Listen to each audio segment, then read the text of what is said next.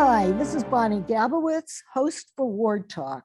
We have a special edition today because instead of talking to one of the council members from one of the wards, we have Mayor Christopher Taylor visiting us. So we'll be talking about the whole city. Welcome, Mayor Taylor, and Happy New Year. My pleasure to be here. Thanks for having me. I want to start out with a little bit of information about the city in case these are the latest figures I have. Ann Arbor has about 119,000 residents. Does that sound about right? I thought it was closer to up in the 120s, but who's counting? Okay, well, I suppose the Census Bureau is counting. And it covers almost 29 square miles, which is a sizable city. Yeah. And yet I think of it as kind of small town, having small town qualities.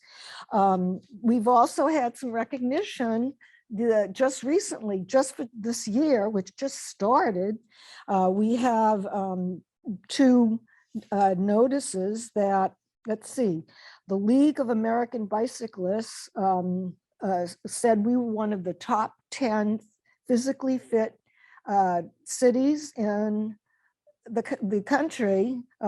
Smart Asset decided we were one of the top 10, and Wallet Hub says we are one of the best. We're number 2 in the best colleges in towns and cities in the United States. So we're already starting the year, getting some acknowledgement. So this is really a special town, and I wanted to talk to you today since I see you once a year. We like to look back at the year. What were some of the challenges that we had, and how are we doing with those challenges? And then looking forward to the next year and what you're looking for in terms of making some changes and improvements. So let's start first with the fact that your council meetings have changed to in-person meetings where with distance sitting and plexiglass barriers, you're protected at the meetings, and citizens can either call in and still participate, or they can show up in person properly protected. Is that correct? Yeah, we can. Residents can participate by dialing in, and they can communicate with us that way. Or we do have some room for community members to come and be in chambers with us. They are required to observe social distancing and to also be masked. Right. Is there a limit to how many people can be present? We ask people not to move the chairs, and the chairs are distanced in a way so that there is a natural limit to the number of folks who would be in the room with us. I don't know that number off the top of my head. Yeah. Okay. And in terms of, we have some new things that have happened recently. And I'm aware that we have $24 million that the city has to decide how you're going to spend that money. And I understand you're looking for some information from the citizens. So what's going on with that, and how do citizens give their 2 cents? Yeah, so we are fortunate that we are the beneficiaries of a $24.1 million allocation from President Biden's American Rescue Plan. And we have that money to offset expenditures that we've made during the course of COVID, but also to make infrastructure and quality of life improvements for residents. The City Council asked staff to take a look at some possible uses for those monies, those one-time monies, and they presented a list to council and the community for a number of projects that we could identify, which exceeded the $24 million. They wanted to give us a range, but also, obviously, there are so many community members who are invested in our community, of expertise in our community, and so we're going on out to them to ask, what are some ideas that community members might have. We will then, the staff will organize that feedback and then we'll present to City Council a set of recommendations as well as potential substitutes. Is there a particular cutoff date as to when you're going to finish getting input and start making decisions? There is a cutoff date from the federal government, but we are going to certainly do all we can to make sure that we get our allocations in and our expenditures in prior to all applicable deadlines. I'd expect staff to get a set of proposals to us sometime in the spring, and I'd expect council to make at least preliminary decisions shortly thereafter. Are you required to communicate to the federal government how you plan to use the money? Is that something you have to report to them? There are some of the monies come in and some of the monies do come in and the limitations are very soft, in which case I think there's a limited amount of communication. Others, we do have to, ensure the federal government that our expenditures are complying with the particular criteria. So we do have to have do have some reporting obligations, but we fully expect to be able to meet those obligations as we decide what programs to select and then ultimately implement. And so what are your personal feelings about having this money and what you see, how you think it can benefit the city? Yeah, well, I think I'm still eager to hear what members of the community have to say about the set of proposals that staff has identified and any other new ones that come forward. I'm trying not to myself come to any firm conclusions. It's going to be important to me that the projects we identify have broad community benefit to the extent we can, that they have structural, enduring impact on the community, and that they also enable us to be creative.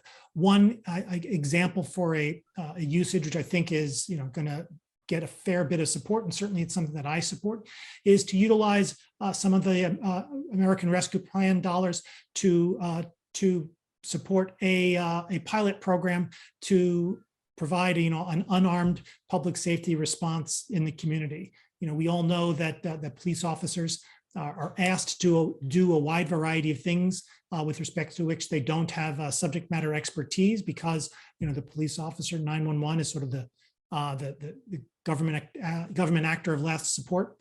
And so we're looking to develop, potentially with private parties, to develop an unarmed response program. The sheriff and community mental health have something going on in parallel. I'm so excited about what they're doing, but I think that we in Ann Arbor are going to be looking to do something in addition. And I would expect American Rescue Plan dollars to be suitable to get that program off the ground. And is this type of program, is it actually happening in other cities in the country? Are you aware of, is this a brand new type of program, or has it been in action?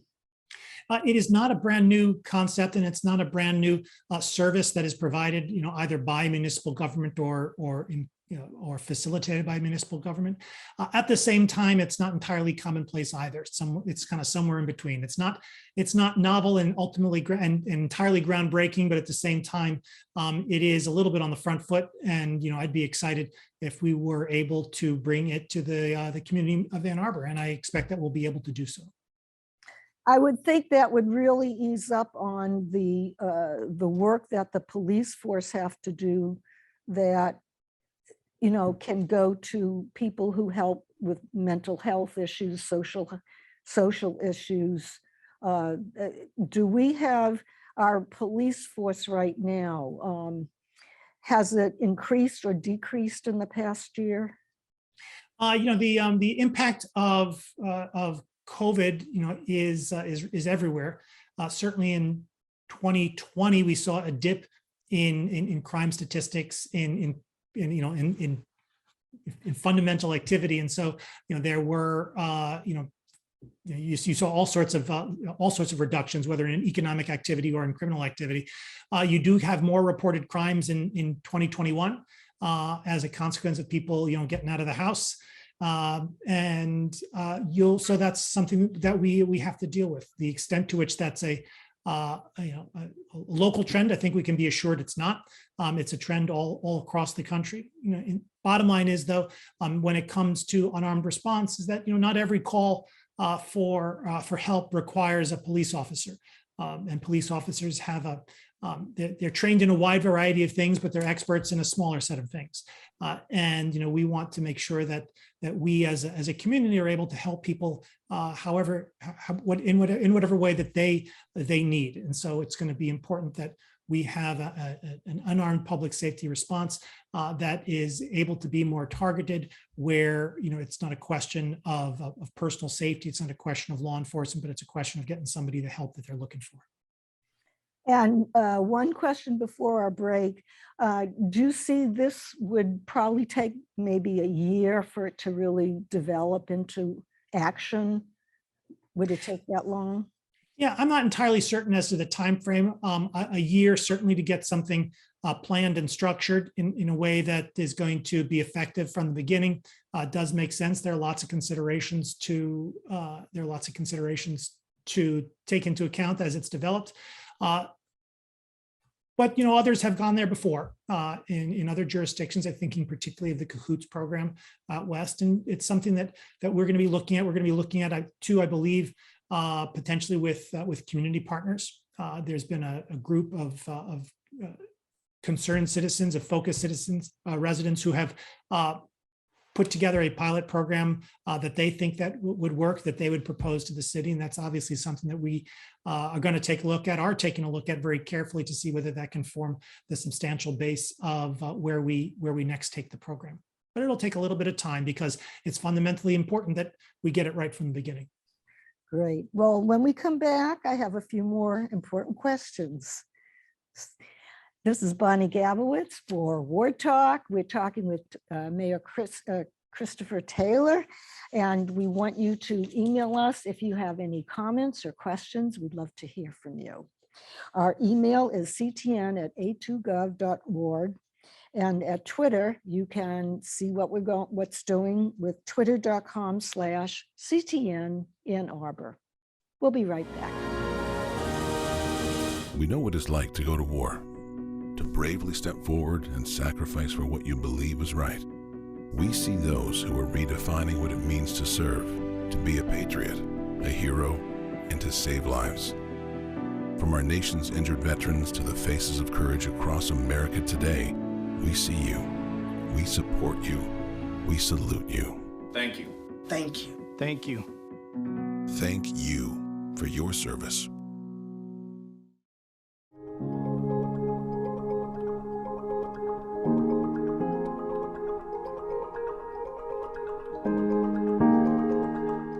Ottawa is about to be one of the first cities in Canada with advisory cycling lanes.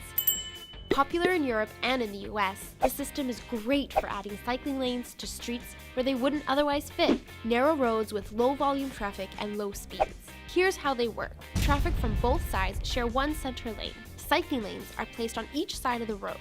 When there are two drivers traveling in opposite directions, the vehicles move into the cycling lanes to pass each other safely. What happens if there's a bike in the cycling lane? Whoever is in front has the right of way.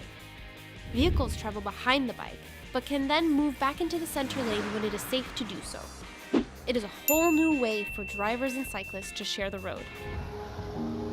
The locations for the advisory bike lanes in Ann Arbor have been deployed on East Summit Street, Granger between State Street and Packer, and in the downtown on East William Street and South First Avenue.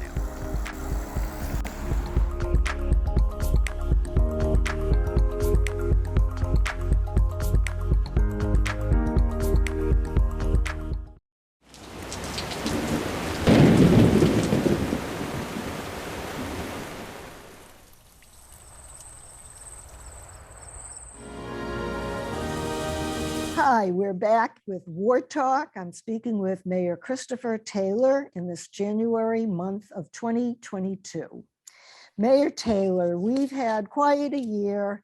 We've been watching as citizens what's been going on with the council. Just to review, we have 5 wards. We have 2 council members for each ward. That makes 10 people, plus you are on the council as well. There's been quite a lot of controversy. There have been just major disagreements. There's been a lot of negative press as well. It's part and parcel of just, I guess, running a government, but this year in particular seems to have been quite much louder, shall I say. So I'd like your comments on how you look at how things have been going with the council and what you think needs to be done to make a better working machine. Yeah. Well, I guess I'd say a couple of things. First, I want to, fight the hypothetical to a certain degree. We do certainly have disagreements, and there are personalities on council that are not constructive. And we have had challenges with some staff members as well. The bottom line, though, is that the municipal government continues to provide services to residents every day, continues to work to improve those services every day, continues to work to enhance quality of life for residents every day. So although there have been difficulties, staff members acting poorly, council members acting poorly, nevertheless, and the bottom line, and most importantly, services have continued to be delivered. Services have continued to be improved, and the mission of the local government for the community continues to be achieved. And that, I think, is something that I like to focus on. In terms of the drama, dramatic people are going to create drama, and that's not something that I like to get involved with. I believe there has to be accountability when people act poorly, and we can't be apologists for bad behavior, and I certainly won't be. But the bottom line is that what we need to do is focus less on focus left on trying to get the other person, and more on providing services. And that's what I think the government as a whole is doing, City Hall as a whole is doing, and I'm delighted to continue to move in that direction.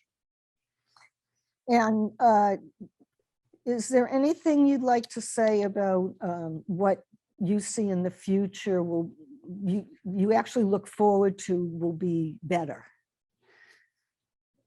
Yeah, well, in the end, I think some of the challenges we've had on the staff side with the prior administrator, I think, have been resolved. I'm incredibly excited about the gentleman who is serving as our interim city administrator, Mr. Dehoney. He is of plain and obvious quality and character, and I think can help us get a lot accomplished here in the city. At the city council level, I think we need a set of city council members who are able to conduct themselves in a constructive manner, who are able to treat each other professionally, and that's what I'm going to continue to work towards. Okay. Now we have something I know that's dear to your heart, the 820 program. You're looking forward to having better energy usage. Tell us a little bit about that and what accomplishments we've made this past year and what you'd like to see continue or become even better next year. Yeah, well, the 820 program is and plan is Ann Arbor's plan to achieve community-wide carbon neutrality by the year 2030. Community-wide carbon neutrality by the year 2030, which is us doing our part to fight climate change, and that is of plain and obvious importance. But I think it's also important to note that it's not just achieving that goal. It's also providing exciting and important and needed services to residents of the community today. It's not just achieving the goal of carbon neutrality, it's providing important and needed and beneficial cost-saving services to residents today. It would be the provision of year-round composting and expanded recycling, particularly to multifamily sites, moving us towards zero waste.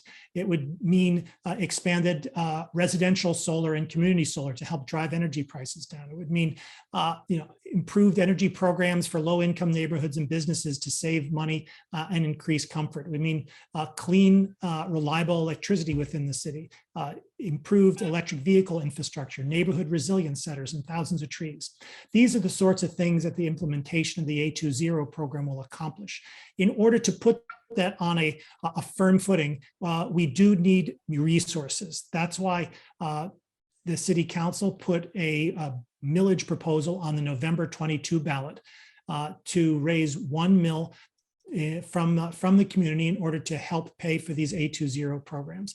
These programs are going to be pennies on the dollar. They're going to help reduce energy costs, reduce transportation costs, and provide a higher level of service to residents when we get it off the ground. And further, and incredibly importantly, it's going to always be informed by equity. One of the incredibly exciting programs that we have going, initiatives that we have program, is to make our Bryant neighborhood on the south side of Ann Arbor, make our Bryant neighborhood the first carbon neutral neighborhood in our community, the Midwest, and perhaps the country.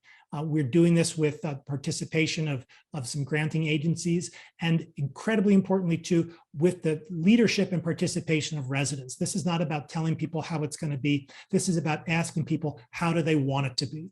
And that's one reason why I'm incredibly excited about the Community Climate Action Millage in November and about the promise of A20. So we'll probably be hearing more about this as the year unfolds. Absolutely. Great. Yeah, I can tell you're very excited. I do. I like it a lot. It's cool. It's a cool opportunity. Okay, and our next topic would be, there seems to be some movement towards more affordable housing in terms of making more homes available. There's a lot of new construction that's being proposed. Many neighborhoods have proposals, and I know they're looking at the shopping mall as well, as how that could be used differently. So tell us a little bit about how that's improving. Yeah, this has been an area of real focus for me, and I'm glad that we're moving forward with it. We have a housing problem in Ann Arbor, as folks know. We are the 8th most economically segregated county in the country. And with economic segregation comes racial segregation and other forms. And that's just not acceptable. What we've done is we have committed to using city-owned parcels for affordable housing, and we've committed to use city dollars for it. We put a millage on the ballot last November, and it passed, I'm delighted to say. And so now we have 1 mil per year for 20 years that's going to go to create affordable housing here in the community. I'm looking to, over the course of the next couple of years, have built, and up to 1,500 units of new permanent affordable housing on city-owned sites. We have the first 10 parcels under examination and underway. We're looking to entitle, say, the old Y lot right next to the bus station in a way that would provide affordable housing for 100+ residents, market housing for others, in order to help support that construction, as well as expand service for the Blake Transit Center. We're also looking at affordable housing sites in the Polio lot, the lot right behind the Outbar, and perhaps too, even, and in a very exciting way, the Klein's lot on Ashley. These are some areas in the downtown where we can have real meaningful change affected by affordable housing. Further, and this is what you were getting at down by Briarwood Way, we're looking to alter our zoning so that we have transit-oriented zoning in a way that's going to allow property owners in these areas to put, real meaningful residential areas that are on transit corridors in a way that will improve affordability, but with the increase in supply, and in a way that will help us achieve our A20 goals. If you have a building and residents that are on a transit corridor, people are going to be more likely to use transit. Right now, we have folks driving in from hither, thither, and yon to work here in Ann Arbor, even during COVID. And it would be so much better for us and for the world and the planet if they could live here close to where they work, and we welcome them to our community. If you're good enough to work in Ann Arbor, you're good enough to live here, and we want you here. So those are some of the exciting things that we're on the horizon with respect to affordable housing. And this sounds like it will really help keep up the ability for the workforce to work in Ann Arbor, because they can live in Ann Arbor or live nearby. That's one of the problems, is it's affecting the workforce. That's right. We to come to Ann Arbor and work. Yeah, I mean, we do need workforce housing here in Ann Arbor. And while not all the housing that's going to be built will be, HUD certified affordable housing, of course, it will be market rate. It'll be market rate that's appropriate for the market. And that is, if you have an apartment on, State and Eisenhower, it's going to be priced differently than an apartment, in the middle of the downtown. People who work in the city ought to be able to live near the city. It will help them with transportation costs. It'll help them with energy costs. It'll help them with quality of life. People don't like to commute. People like to live close to where they work. It's really a benefit to all if we can get more people who work in Ann Arbor living in Ann Arbor. Right. And I did want to mention before we're done that we have a lot of commissions in which citizens can volunteer and take part and help the city. And I just wanted to put a plug for that because from my looking at your website this morning, there are 17 different commissions that do have present vacancies, some more than one seat available. And these commissions, if anyone wants to go online to the website 82gov.org, they can see what commissions are involved, and maybe some viewers would like to join the commission. And I know there's a process for that. But I think it's important for citizens to know that not only can they go to meetings or call into meetings, they can be in touch with their city council members from their ward, and they can also take part as volunteers. I think it's quite outstanding that there are so many commissions. They're from working with public art to housing, transportation, even the cable. Environment, energy, cable. I mean, yeah, let's join. Let's help out the city. it's true. We do have so many community members who already serve, and there's people come and go, and so there's most always a spot somewhere. And it's just really it's a great thing about the community that so many people want to pitch in and do their part to help make Ann Arbor better. And there's doing that with service on a board or commission is a great way to get involved and to have an impact.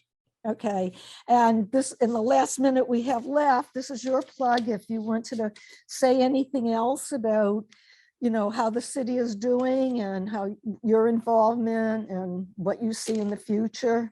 Yeah, well, yes, I'd say that it's been a hard time for so many, right? I mean, COVID has been disruptive. It continues to disrupt people's lives. People feel, the pain of loss, loss of personal life, of life, of course, and loved ones, and that's heartbreaking.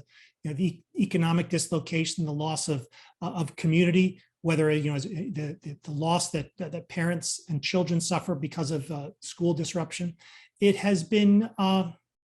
It's been a really difficult time, but also at the same time, I continue to be heartened by what I see, even as we stumble and suffer. I continue to be heartened by folks who are committed to working together, even on the Zoom.